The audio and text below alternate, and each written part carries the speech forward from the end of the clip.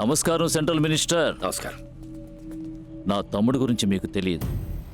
వాడికి ఎవరితోనైనా పడలేదంటే అది నేనైనా సరే వదిలిపెట్టడం. వాడితో మీరెందుకు తప్పుగా డీలింగ్ పెట్టుకున్నారో. నీ తమ్ముడు డబ్బులు మార్చిచ్చింది పార్టీకి, నాకు కాదు. అలా మీకేమైనా అవసరం ఉంటే పార్టీని అడిగి తీసుకోండి.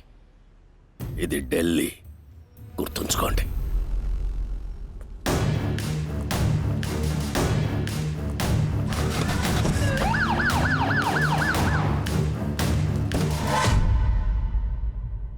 చెప్పు రావణ. అమ్మా, గవ్వలేసిన టైం ఎలా ఉందో చెప్పు.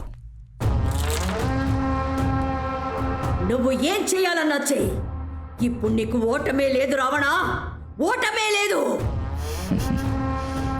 అది చాలు. రామస్వామిని త్వరగా మండపానికి రమ్మని చెప్పు, మర్చిపోకు. అలాగేనండి, మీరు జాగ్రత్తగా వెళ్ళిరండి. సరే సరే. దయచేసి ఇక మీదట తెల్లారు గట్ల లేపద్రాం. చెప్పమ్మా. తాతయ్య మండపానికి బయలుదేరారు, నీకు జ్ఞాపకం ఉంది కదా? 7:09 ముహూర్తం, హర్షగార్డెన్లో పెళ్లి. అబ్బాయి పేరు లక్ష్మణ్, అమ్మాయి పేరు మధుమిత. 8:30కి లగ్నం. కరెక్టా? శుక్లాంబరధరం విష్ణుం శశివర్ణం చతుర్భుజం ప్రసన్నవదనం ధ్యాయేత్ సర్వమంగళ మాంగళ్యే శివే సర్వసాధికే. షాదీ రోకో. మీరు ఆపకండి, మంత్రాలు చదవండి. సర్వమంగళ మాంగళ్యే పండిత్ సర్వ. మాత్ మాత్ మాత్ మాత్. మీనాక్షి, ఇలా రావే. మీనాక్షి, ఎవరిని అడిగి ఈ పెళ్లి అరేంజ్ చేశావు? బినా ముస్సే బతాకే మేరే బేటే కో షాదీ కర్వా రహే హో. నేను చెప్పేది కొంచెం ఓపికగా వినండి. ముందు కూర్చోండి. అరే పెళ్లి కొడక, ఊట్ ఊట్ ఊట్. రామ్, నువ్వు బయలుదేరు. ఈ ముహూర్తానికి పెళ్లి జరిగేలా కనబట్టలేదు. తాతయ్య, ప్రాబ్లం జరిగేలా ఉంది. ఇప్పుడు కానీ 10:30-12 ముహూర్తానికి నేను చేసేస్తాను, నువ్వు బయలుదేరు. దయచేసి ఈ పెళ్లి ఆపకండి. సిగ్గుగా లేదే నీకు? తూనే ముझे డైవోర్స్ కియా, లేకిన్ ఏ మేరే బేటీ హై నా. నా కూతురు పెళ్లి నాకే తెలియకుండా చేస్తావా? ఇది జరగనివ్వనే. నీ రౌడీయిజం నచ్చకే కదా నేను నీకు డైవోర్స్ ఇచ్చాను. దయచేసి నా కూతురు జీవితాన్ని నాశనం చేయకండి. పెళ్లి జరగనివ్వండి. क्यों रोकते आप? पहले शादी होने दीजिए. आप मेहरबानी करके बैठिए प्लीज. 2 गोली का पुलिस वाला मुझे समझाएगा?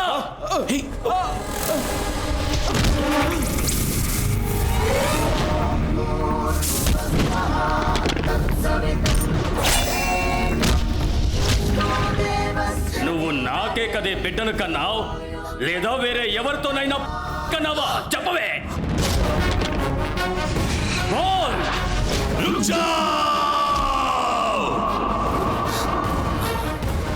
కట్టుకున్న భార్య అయినా సరే రావే పోవే అని పిలవకూడదు. రామ్మా పోమ్మా అని మర్యాదగా పిలవాలి. పండిత్, బయటికి పో. మజా కర్ రహా హై. బయటికి పో. ఏయ్!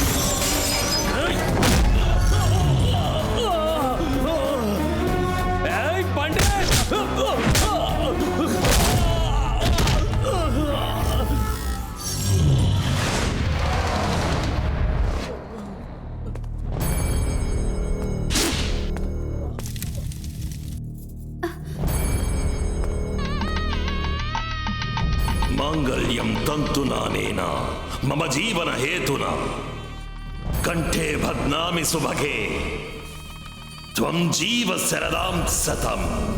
ఈ కోపం నీకు ఎక్కడి నుంచి వచ్చింది? జంజం వేసుకొని నిత్యము గాయత్రి మంత్రం జపించే నీకు ఇలా కోపం రాకూడదు. ఇది మూడోసారి. నేను కావాలని అలా చేయలేదు తాతయ్య. ఆ వయసైన పోలీసు ఆయన నా మీద పడగానే నాకెందుకో ఉద్వేగం, ఆవేశం, కోపం రే, వచ్చాయి. పోలీస్ కేసు అయిందంటే నువ్వు ఐఏఎస్ ఆఫీసర్ అవ్వటం కుదరదురా. నువ్వు ఐఏఎస్ అవ్వాలన్నది మీ అమ్మ ఆశ, మీ నాన్న లక్ష్యం. ఇంకెప్పుడు ఇలా జరగదు తాతయ్య. ఎంత మీరు సాత్వికంగా పెంచాలనుకున్నా వాడిలో వాళ్ళ నాన్న గుణం ఉండడం సహజమే కదా.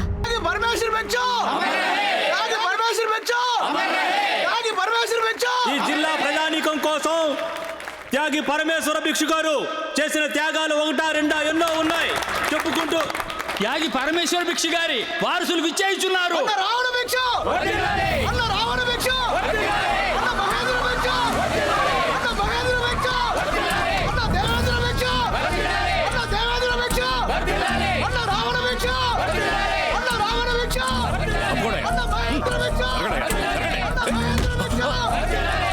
Sorry sir.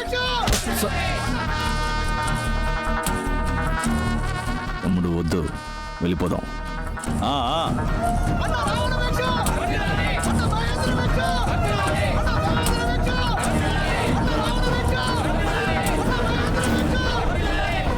ఇలాంటివన్నీ త్యాగం చేసి ఇక్కడ విగ్రహం పెట్టడం వల్ల ఎన్ని యాక్సిడెంట్లు అయ్యాయి తెలుసా?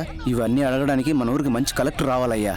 మన జిల్లాలో ఉన్న ఎంపీలు ఎమ్మెల్యేలు అందరూ వచ్చారు, విశ్వనాథ్ మాత్రం రాలేదు. ఆంధ్ర తెలంగాణ 2 స్టేట్స్కి వ్యవసాయానికి సంబంధించి అన్ని సహాయాలు కేంద్ర ప్రభుత్వం చేస్తుంది. ఫోన్ విశ్వనాథ్కి ఇవ్వు. మీరెవరో? ఎవడ్రా నువ్వు? స్వామి. ఎవరు? స్వామి. Hello Swami here. రామస్వామి. మంత్రికి వరా. ఎవరు మీరు? భిక్షు అని చెప్పు. సరే, ఎవరు భిక్షు? ఏంటి సెంట్రల్ మినిస్టర్ ఫంక్షన్కి రాలేదు, డబ్బు పంపలేదు? అది పార్టీ ఇవ్వాల్సింది, నేను ఇవ్వాల్సింది కాదు. కొంచెం వెయిట్ చేయండి. 600 కోట్లు ఢిల్లీ నుంచి ఆంధ్ర దాకా అప్పనంగా తీసుకొచ్చా కదా, ఇప్పుడు ఏంటి? కమిషన్ ఇవ్వాలంటే కాలుతుందా? మర్యాదగా నా క్యాష్ నాకు ఇవ్వు, లేదో ఈ 28 సంవత్సరాల్లో కేంద్ర మంత్రినే బెదిరించే స్థాయికి ఎలా ఎదిగాడు? ఇండియాలో ఉన్న పెద్ద పెద్ద రాజకీయ పార్టీల నల్ల డబ్బును, వ్యాపారవేత్తలు లెక్క చూపించని అనామత డబ్బును 10% కమిషన్ తీసుకొని కాశ్మీర్ నుంచి కన్యాకుమారి వరకు ఏ ఊరికి కావాలన్నా ట్రాన్స్ఫర్ చేసి ఇచ్చే నీచమైన వృత్తిని గౌరవంగా చేస్తున్నాడు.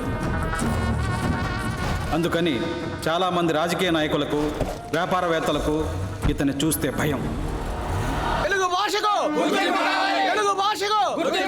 ఏంటిది? ఆంధ్ర తెలంగాణ కలిసి ఢిల్లీ జంతర్ మంత్రకు వచ్చాయి. ఏం కావాలి మీకు? ఢిల్లీలో తెలుగు భాషకు ప్రత్యేక గుర్తింపు కావాలి, వినతపత్రం ఇవ్వడానికి వచ్చాం. ఏమయ్యా, తెలుగు రాష్ట్రాల్లోనే తెలుగు భాషను గుర్తించడం లేదు, ఇక ఢిల్లీలో ఎవడయ్యా పట్టించుకునేది? ఢిల్లీలో తెలుగుని పెంచాలి. ముందు నువ్వు పెరుగు, తర్వాత తెలుగును పెంచుదు గాని. మిమ్మల్ని 4 ప్రశ్నలు అడుగుతా, దాన్ని కరెక్ట్ గా తెలుగులో చెప్తే మిమ్మల్ని లోనకు పంపిస్తా. ప్రశ్నలు మీరు అడుగుతారా లేక మమ్మల్ని అడుగుతారా? ఈయనకి అడగడమే తెలుసు. సోపుకి తెలుగులో ఏంటి? ఏంటి? ఏంటి? అయ్యో, స్నానం సబ్బు. టీకేమిటి? కల్పింగ్ కల్పింగ్, తాగింగ్ తాగింగ్ తాగింగ్. అయ్యో, తేనీరు అందరు తేయాకు నుండి వచ్చును. ఎలా పట్టావురా? నేను నీతి చంద్రిక, పంచతంత్రం, వేమన శతకం, శివపురాణం, మనుచరిత్ర, వసు చరిత్ర, అన్నమయ్య పదాలు, రామదాసు కీర్తనలు ఒకటేమిటి అన్నీ అప్పచెప్తాను. ఇవన్నీ ఏంటయ్యా? వంకాయ్. తెలుగు మాట్లాడాలి, తెలుగును పెంచాలని సంఘాలు పెట్టుకుంటే సరిపోదు. ముందు మీరు తెలుగు నేర్చుకోండి, తర్వాత మీ పిల్లలకు నేర్పించండి. వెళ్ళండి. అవును, ఇవన్నీ నువ్వెప్పుడు నేర్చుకున్నావురా? కవి గారు పద్మభూషణ్ సినారే ఇంట్లో 10 సంవత్సరాలు వాచ్మెన్ గా పనిచేశాను. గంధం మోసిన గాడిదకు కూడా వాసన అంటుతుందంటారు, అది ఇదేనా? మహాకవి సినారే ఇంటి వాచ్మెన్ నోట్లో తెలుగు తాండవం చేస్తుందే. అవును గుర్కా గారు, తమరికి తెలుగు చక్కగా మాట్లాడోడు తెలిసి గతించిన 7 ఏళ్ల కాలముగా ఎందుచేత కియా కియా అని కాకిలా అరచుచుండిరి?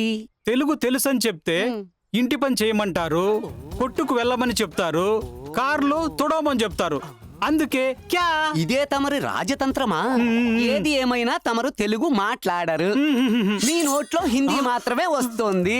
ఇప్పుడు తెలుగు ఎలా తన్నుకొస్తుందో చూడరా. ప్రతి వాడికి తెలుగు అంటే లోకం అయిపోయిందిరా.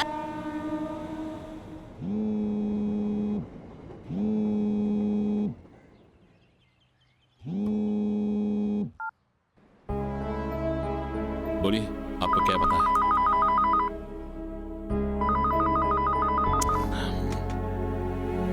बताइए. Morning ma'am. కొంచెం బయటికి వెళ్ళాలి. డ్రైవర్స్ లేరు. కార్ తీస్తారా? కాల్ డ్రైవర్ ఉన్నారేమో చూస్తా. కార్ తీస్తారా?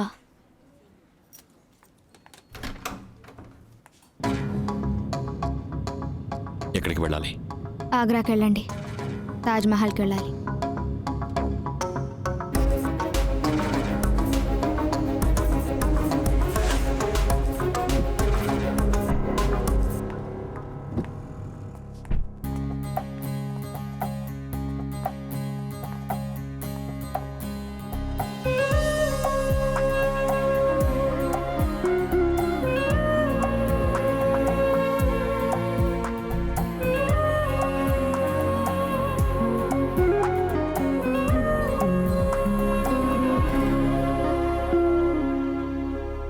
రండి వెళదాం.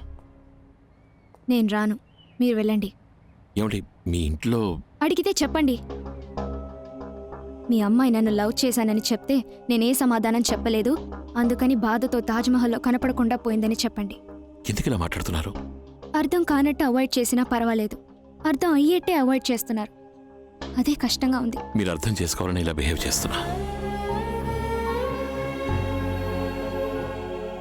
ఆపదలో ఉన్న వాళ్ళకి సాయం చేయాలంటే ఎవరైనా చేయొచ్చు, కానీ ఒకరి పాత గుడ్డల్ని తీసుకెళ్ళి స్టిచ్ చేసి వాష్ చేయటం అందరూ చేయలేంది. ఇది ఆశతోటో ఆవేశంతోటో వచ్చిన లవ్ కాదు, కేర్ అండ్ అఫెక్షన్తో వచ్చిన లవ్.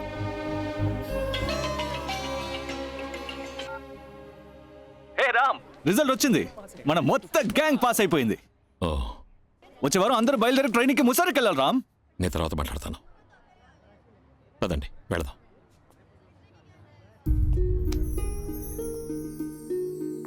నాకు చాలా బాధ్యతలున్నాయి. ప్రేమ పుట్టదు. మీ ముగ్గురు కోసం 30 మంది పనిచేయడం మీ లైఫ్ స్టైల్, కానీ ఒక కాఫీని ముగ్గురు పంచుకుని తాగడం నా లైఫ్ స్టైల్. మీ నాన్నగారు ఒక మినిస్టర్ కావచ్చు, కానీ మానసికంగా ఒక సాధారణ ఎమోషనల్ ఫాదర్. మీరు నన్ను మాత్రమే కాదు, లైఫ్లో ఇంకెవరిని ప్రేమించకూడదు. ఇద్దరం లవ్ యొక్క ఎండింగ్ స్టేజ్లో ఉంటే పోరాడి గెలవచ్చు, కానీ మీరు బిగినింగ్ స్టేజ్లోనే ఉన్నారు. ఈజీగా బయటకు వచ్చేయచ్చు. నేను ఆ దరిదాపుల్లోనే లేను.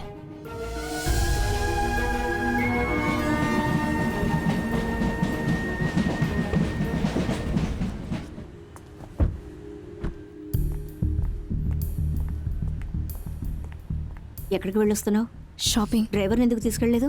డ్రైవర్స్ ఎవరు లేరు.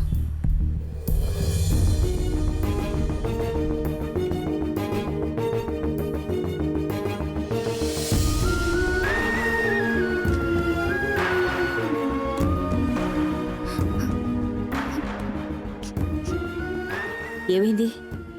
ఎందుకు ఏడుస్తున్నావు? ఏం లేదమ్మా.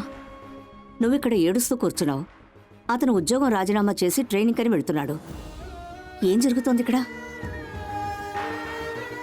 నాతో కూడా ఏం చెప్పకుండా దాచిపెడుతున్నావు కదా? అమ్మా, అంత మాట అనకమ్మా. నేను ఆయన్ని ప్రేమించానమ్మా, ప్రపోజ్ చేశాను. అతనేమన్నాడు? నువ్వు నన్ను మాత్రం కాదు, ఇంకెవరిని ప్రేమించకూడదని చెప్పాడమ్మా. నువ్వేం నిర్ణయించుకున్నావు? నేను ఆయన్ని మర్చిపోలేనమ్మా. I love him, I love him. చూద్దాం.